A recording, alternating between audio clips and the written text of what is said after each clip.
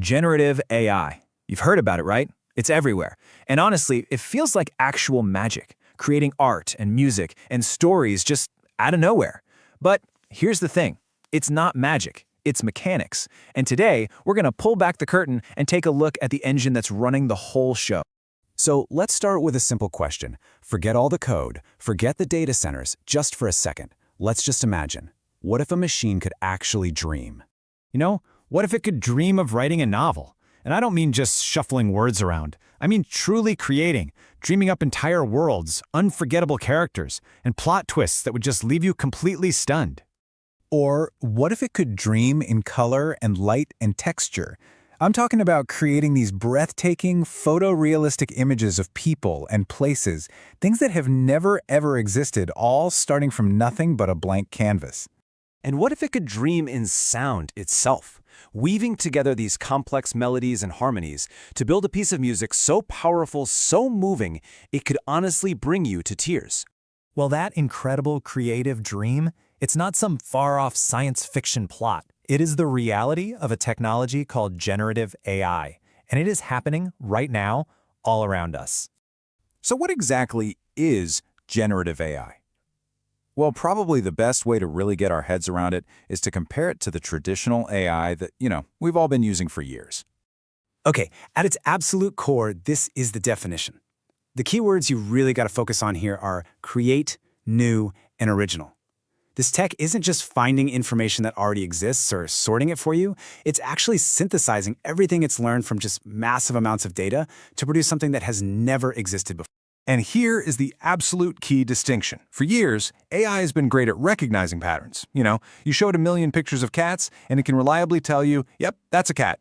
But generative AI, it goes a huge step further. It learns the very essence of what makes a cat, the underlying patterns, so it can generate a brand new picture of a cat that has never, ever been seen before. It doesn't just copy the examples, it understands the rules of the game. And this slide just nails the difference, right? Over on the left, you've got traditional AI. I like to call it the classifier. It's fantastic at analytical tasks. Think spam filters or facial recognition. It's all about answering yes or no questions. But on the right, you have generative AI, the creator. You don't ask it a question, you give it a command. Create this, write that, compose something. It's a massive shift from just analyzing stuff to actually synthesizing brand new things. Okay, so we get it can create, but how? How does it actually work? Well, to understand the magic, you've got to look at the machine. And really, it all comes down to three core pillars. So it all rests on these three pillars. First, you've got the model. Think of this as the brains of the operation, this incredibly complex web of digital neurons, a neural network that's literally designed to learn. Second, you have the data. This is the knowledge, the gigantic library of books, art, code, and music that the brain studies. And finally, the compute. This is the raw power. Thousands of super powerful processors churning away, needed to train that brain on that massive library.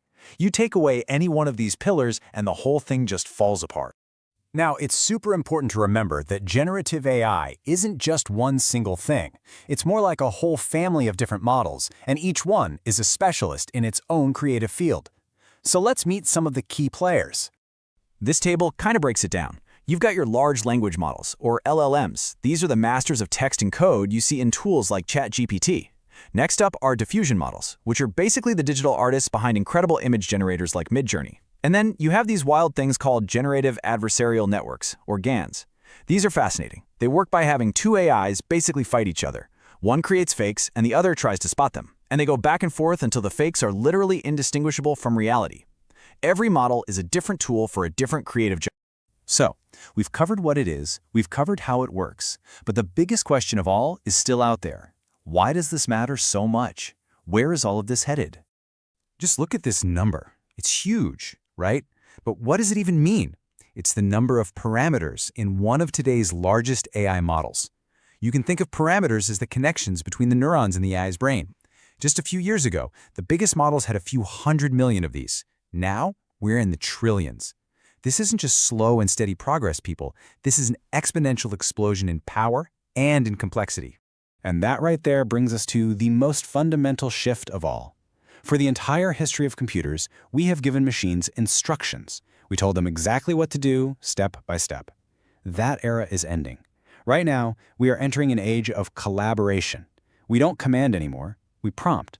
We give the machine a spark, an idea, and it becomes our creative partner in bringing that idea to life. And so, this is where we're left. We have this brand new kind of creative tool, one that can amplify not just our logic, but our imagination itself. The question isn't really, what can AI create anymore? The real question is,